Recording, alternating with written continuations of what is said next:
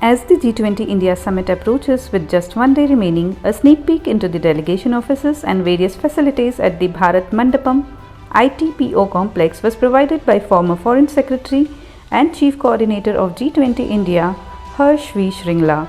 The delegate center, where foreign guests will conduct their business, was showcased, followed by the halls of the complex featuring the Mother of Democracy exhibition. The exhibition aims to educate guests about the evolution of democracy in India. The formal welcome tableau displaying flags of all G20 nations was also highlighted.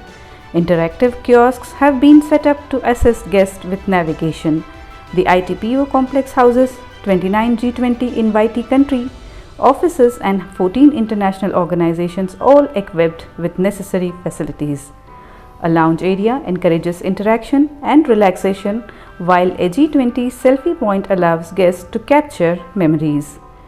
During the G20 India Summit, guests will have the opportunity to visit the Reserve Bank of India (RBI) Innovation Hub, where they can explore the latest Fintech innovations.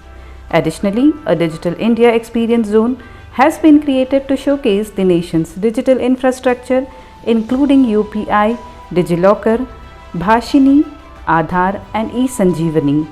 If any delegate requires medical assistance, they can access the eSanjeevani portal for a digital consultation with a doctor and get prescribed medicines. The preparations for the event are in full swing, with some world leaders already departing for New Delhi to attend the G20 India Summit on Saturday and Sunday.